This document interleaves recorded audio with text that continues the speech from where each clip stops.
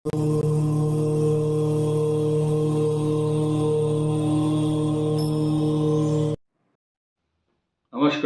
वृषभ राशि सन 2025 में कुछ विशेष परिवर्तन और इतनी अच्छी अच्छी सूचना आपके लिए हैं कि आपका हृदय प्रसन्न होगा, मन आपका प्रफुल्लित होगा और आपको गदगद करने वाले समाचार हैं सारे। एक एक बात को बहुत तरीके से और बारीकी से समझाएंगे। आपको समझना है सिर्फ, और ध्यान से सुननी ये बातें जो आपके लिए एकदम बहुत सटीक और अगले वर्ष काम आने वाली बातें हैं। इमोशनल नहीं होना है और बहुत गंभीरता से ये बात सुननी है। ये प्रतीकात्मक रूप से चार्ट बनाया हुआ है टॉरस का, वृषभ राशि का, और आप यहाँ देखेंगे 6 ग्रह, 6 प्लेनेट आपके इनकम हाउस में रखे हुए हैं। ये हमने आपको खुश करने के लिए नहीं रखे, ये पंचांग में ट्रांजिट प्लेनेटरी पोजीशन को आधार मानते हुए आप गूगल में पंचांग में देख सकते हैं। ये रात को 29 मार्च की रात को आ जाएंगे। इसका इफेक्ट भले ही एक दिन के लिए हो, लेकिन ये चंद्रमा शीघ्रगामी ग्रह है, इसलिए इंक्लूड हो जाता है अमावस्या के दौरान। उस दिन ग्रहण भी होगा, और ये ग्रहण अक्सर ग्रहण खराब ही फल देते हैं, लेकिन ये ग्रहण वृष राशि के लिए एक्स्ट्रा ऑर्डिनरी लाभ देने के लिए आ रहा है। वृषभ राशि पर चर्चा करेंगे। ये गज केसरी योग बना रहा है बृहस्पति आपका 14 मई 2025 तक। वृषभ राशि पर गज केसरी योग बनना सामान्य बात नहीं है।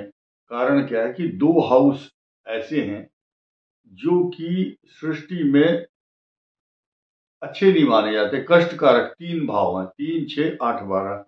1, 2 छठे भाव का स्वामी, 8 और 12।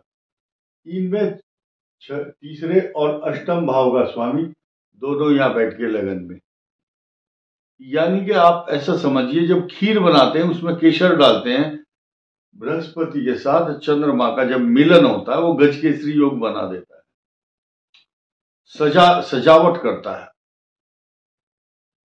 जीवन की, मन की सजावट करता है, मन को सजा देता, प्रफुल्लित करता है, आनंदित करता है। और डेकोरम, उसकी जो एक पर्सनालिटी है, डायनेमिक पर्सनालिटी बनाने के लिए बृहस्पति का रोल है यहां पर, और चंद्रमा का। एक्स्ट्रा ऑर्डिनरी लाभ देता है आपका। लाभ एक्स्ट्रा ऑर्डिनरी, ये 5 ग्रह ये ऐसे ही नहीं बैठ गए यहां, ये सृष्टि का एक नियम है और वृषभ राशि को ये लाभ देंगे। बुध, शनि, सूर्य, राहु, शुक्र आपकी राशि का लॉर्ड भी है इसमें, और आपका भाग्येश भी है। ये शनि आपका चतुर्थेश है, आपकी वाणी और पंचम भाव, संतान का स्वामी भी है, भाई बहन का स्वामी भी है। और राहु जिसको कई हजार हाथियों का बल स्वयं ही प्रदान कर देता है, और कई हजार नहीं लाखों दोषों को दूर करने वाला राहु अकेला ही एकादश भाव में अच्छे परिणाम देता है, पराक्रम बढ़ाता है, यश प्रतिष्ठा धन दौलत सब देता है। त्रिखटे एकादशे राहु सर्वारिष्ट निवारणम। ये बात तो हुई आपकी इनकम हाउस की, सूर्य ग्रहण की, 6 ग्रहों की इनकम हाउस में डायनेमिक पर्सनालिटी। इसके बाद मैं यहां चर्चा करूंगा एक विशेष समीकरण की। बृहस्पति सन 2025 में 3 राशियों को अतिचारी होकर के कवर कर रहा है। वृषभ राशि में सन 2025 में है, कुछ दिन के बाद फिर मिथुन राशि में है बृहस्पति, उसके बाद अतिचारी होकर कर्क राशि में भी है। जो सृष्टि का सबसे इंपॉर्टेंट प्लेनेट है, वो जो 1 वर्ष एक राशि पर जिसकी अवधि है रहने की, उसकी चाल में बहुत तेज स्पीड होगी। यानी कि 365 दिन में जो 30 डिग्री पार करता है, वो 154 दिन के अंदर पार करके मिथुन से कर्क राशि में जाएंगे।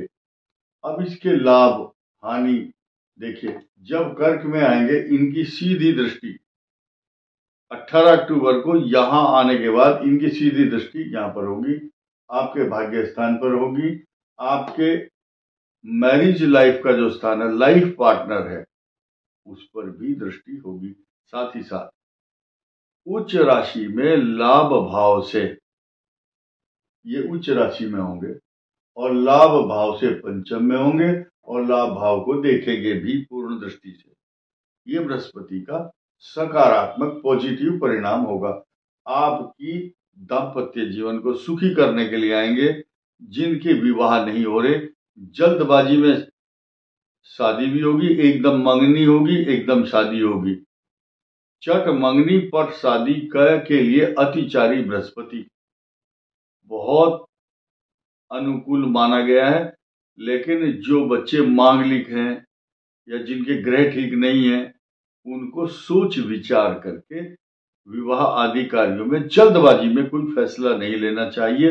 अंग्रेजी में एक बहुत प्रसिद्ध कहावत है, open the eyes before marriage and close the eyes after marriage. शादी से पहले आंख नाक कान खुले रखने चाहिए, उसके बाद फिर कोई दोष नहीं निकालना है जीवन साथी में। तेरी नाक ऐसी है, तेरा मुंह ठीक नहीं है, तेरा डिसिप्लिन ठीक नहीं है। और ज्यादातर अभी जो मंगल ग्रह है सप्तम भाव का स्वामी, वो नीच राशि में चल रहा है। ये 3 राशियों को कवर कर रहा है, यहां से अष्टम भाव। अब देखिए, मिथुन कर्क और सिंह, जैसे कि बृहस्पति 3 राशियों को कवर करता है, ऐसे ही मंगल भी 3 राशियों को कवर करेगा। अगला वर्ष आपके लिए बहुत इंपॉर्टेंट क्यों रहेगा, एक अभी छोटी सी बात बड़ी इंपॉर्टेंट अभी बताऊंगा। लेकिन फिलहाल मैं आपके जीवन साथी को खुश करने के लिए एक बात कहना चाहूंगा। ये कहना चाहता हूं कि आपकी मैरिज लाइफ, दाम्पत्य जीवन सुखी रहे, उसके लिए कौन सा फार्मूला आपके लिए ठीक रहेगा। सप्तम भाव का स्वामी है मंगल, तो आपका जीवन साथी चाहे वो मेल है या फीमेल है, उन दोनों के ऊपर लागू होता है ये फार्मूला। यानी कि मंगल जो ग्रह है मोबाइल के ऊपर, फोन को लेकर के ये विवाद उत्पन्न कराता है। बृहस्पति की भी दृष्टि है। जीवन साथी एक दूसरे को आरोपित करते हैं, इस बात को लेकर विवाद भी होता है। आप तो बात ही नहीं करते, मोबाइल में लगे रहते हो। ये मंगल चूंकि इस भाव का स्वामी है और यहाँ नीच राशि में है, इस समय वक्री और मार्गी होगा। 3 स्थानों को, 3 राशियों को क्रमशः चेंज करेगा। और ये 2-3 बातें बड़ी इंपॉर्टेंट हुई। अब मैं यहां चर्चा करूंगा 29 मार्च से ही काल सर्प दोष के जो स्वभाव प्रभाव लक्षण आपके अंदर दिखाई देंगे। एक चीज ध्यान रखना है आपको, ये आपके लिए बहुत पॉजिटिव होने वाला है। स्टूडेंट के लिए एजुकेशन में प्रॉब्लम और आपकी संतान के लिए कष्टकारक है। एक चीज और देखिए, रावण जो था, लंका पति रावण, उसका जो पुत्र का जब जन्म हुआ था, उस समय रावण के इशारे पर रावण, क्योंकि उसके इशारे पर बादल ठंडा होता था और गर्मी भी रहता था या मौसम बदलता था, ग्रह उसके इशारों पर चलते थे। मेघनाद का जब जन्म हुआ तो रावण ने सभी शनि राहु केतु मंगल बुध बृहस्पति को आदेश दिया कि लाभ भाव में विराजमान हो जाओ। सारे ग्रह आकर के अपने अपने विमानों से आच्छादित हो गए। एकादश भाव को उन्होंने कवर किया, एकादश भाव। लेकिन शनि जो है, क्योंकि सूर्य का पुत्र है, सूर्य के साथ रहना नहीं चाहता था, उसने द्वादश भाव में कदम रख दिया। तो ऐसी कथाएं और शास्त्रों में वर्णन आता है कि रावण ने उसके पैर को काट दिया और तभी से शनि जो है लंगड़ा है, पंगु है, मंद मंद गति से चलता है, इसलिए शनि का एक नाम है मंद, मंदाय नमः। शनै शनै चरः, शनि शनि धीरे धीरे चलता है, शनै शनै धीरे धीरे, शनै शनै चरः इति शनिश्चरः। यमराजस्य सहोदरः, यमराज का सगा भाई है, सहोदर है, सूर्य पुत्र है ये यम। और यम का त्रास जैसा होता है ऐसे ही शनि, शनि को वरदान है न्यायाधीश बनने का, और न्यायाधीश कहलाता है, फैसले करता है बिल्कुल सही, दूध का दूध और पानी का पानी, पाप ताप और संताप देता है, लेकिन उनको देगा जो कष्ट पाना चाहते हैं, क्योंकि जिन्होंने पिछले पाप किए होंगे ये शनि उनको दंडित करता है, दंडाधिकारी भी है, न्यायाधीश है।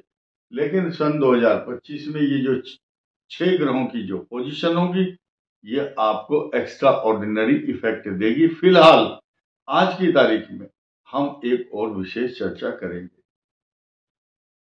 आपका जो तीसरा भाव है, इस भाव का जो स्वामी है, इस भाव का स्वामी होता है चंद्रमा।